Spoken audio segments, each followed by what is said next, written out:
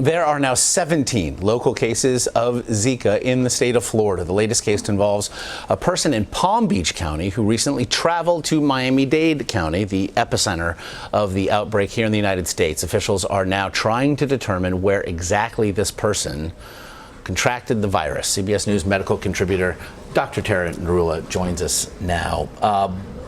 How concerning really is it's not just the 17th case, which again we probably can assume that was contracted in Miami, but how concerning that this outbreak is burgeoning. It's still on the rise. Yeah, I mean, I think it's as concerning as it was a month ago or 3 months ago. Yeah. This is something that we expected to happen, especially in the summer, especially in this part of the country. And the fact that we're seeing it is not surprising. I think what it does is just, again, raise the alarm bells and, you know, the push for us to get funding from Congress to fight this infection in any way that we can. You know, the governor of Florida, Rick Scott, joined us, and he said that he was ready, that the state was ready to allocate funds if the federal government did not come through, but then in the next breath said the federal government has abandoned us.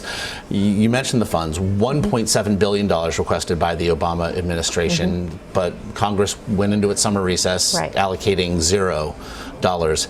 I'm no expert, but it would seem that $1.7 billion could be helpful here. I mean, what isn't being done because that money wasn't given? I think you're right. I mean, I think research on the virus itself, research on diagnostics for the virus, on treating the virus, also money to help counties like Miami-Dade County and other parts of our country with insecticide, with spraying, with educational materials. So there's a lot that can be done with the funding. And, you know, it's really unfortunate.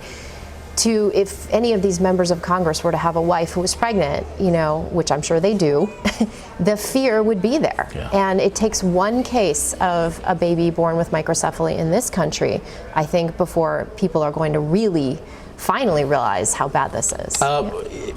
We also look at the cases, and as now we are heading back to school, for instance, you know, at this point you can keep your kids indoors, you can make decisions for them, but once the demographics of our daily existence begin to change, what sort of impact could that have on how this virus is not just contracted but spread? Well, I mean, we know that it can be spread sexually as well, but, you know, for the most part, it's still going to be spread by insect bites. And so I think, you know, when you have kids and you live in that part of the country, you need to be great and really vigilant about using insect repellent, about, you know, wearing long sleeves, about using your air conditioning, removing standing water, using your screened-in areas. So all of the things that the CDC is recommending.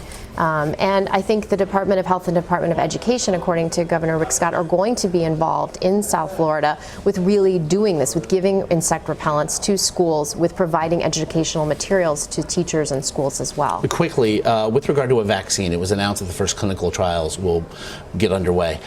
For those unfamiliar, what sort of time frame are we talking about? I think the time frame that's been suggested is about a year, maybe 2 years before we really see something tangible. So, so definitely not around the corner. Won't have an impact here.